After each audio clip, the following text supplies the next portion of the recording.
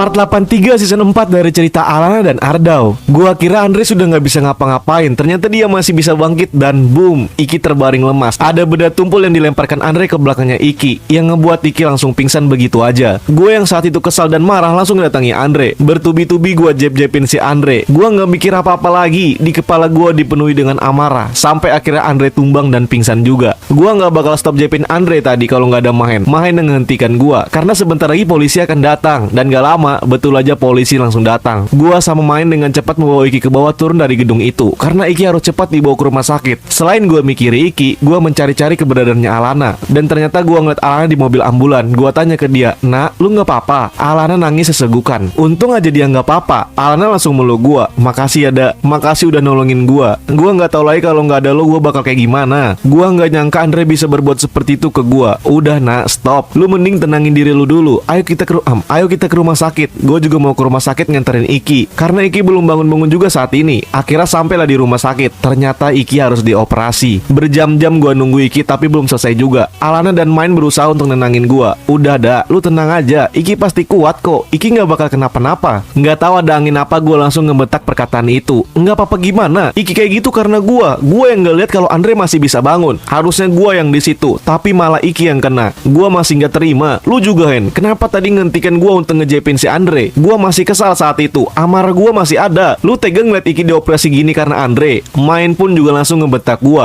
Gue yang harusnya ngomong kayak gitu, dah. Kalau nggak ada gue sama Iki, lu bakalan habis di situ sama Alana. Jadi jangan salahin siapa-siapa. Ini semua salahnya Andre. Kalau aja Andre nggak nyulik Alana, Iki pasti nggak kenapa-napa. Dan lu, gue ingetin sekali lagi. Dan lu nggak bakal ke gedung lama itu kalau nggak ada Alana di situ." Alana langsung menunduk. Dia merasa bersalah dengan perkataannya si Main waktu itu. Gue kembali langsung nenangin Alana. "Ini semua bukan salah lu, Nak. Lu mending gua antar pulang ya sekarang. Lu pasti capek kan? Tadi udah diperiksa belum sama dokternya?" "Udah, Dak. Gua nggak kenapa-napa kok. Saat ini kita doain aja Iki semoga nggak kenapa-napa ya." Dan tiba-tiba datanglah Fiona. Ini kenapa? Kok kalian semua bisa di rumah sakit? Siapa yang sakit?" "Gua dengar dari Main lu berantem ya, Dak. Makanya gua kesini." "Kenapa sih lu nggak ikutin omongan gua, Dak? Berapa kali harus gua bilang lu itu masih harus pulih. Dan lebih tepatnya lagi, lu itu masih sakit. Kenapa harus berantem lagi? Lu nggak puas masuk rumah sakit? Dan ini sekarang kenapa kalian bisa di rumah sakit coba? Siapa yang sakit?" Kita bertiga serentak bilang, "Iki yang ada di rumah sakit. Iki lagi di ruangan operasi. Kita udah nunggu berjam-jam di sini." "Hah? Iki? Kenapa dengan Iki?" Main langsung bilang, "Ceritanya panjang, Fiona. Nanti kita ceritain semuanya. Sekarang kita doain Iki baik-baik aja ya." Sampai akhirnya keluar juga dokter dari ruangan operasi. Terus kata dokternya, "Alhamdulillah teman kalian berhasil dioperasi. Teman kalian kuat. Mungkin sebentar lagi dia bakalan sadar." Gua langsung bilang, "Boleh kita masuk ke dalam, Dok?" "Boleh, tapi di ruangan sebelah ya. Tunggu perawat saya pindahin dulu saudara Iki." "Baik, Dok. Alhamdulillah Iki selamat. Kalau tadi Iki sampai kenapa-napa, Andre bakalan gua habisin hari ini juga." Fiona refleks bilang, "Hah? Andre? Jadi ini semua karena Andre?"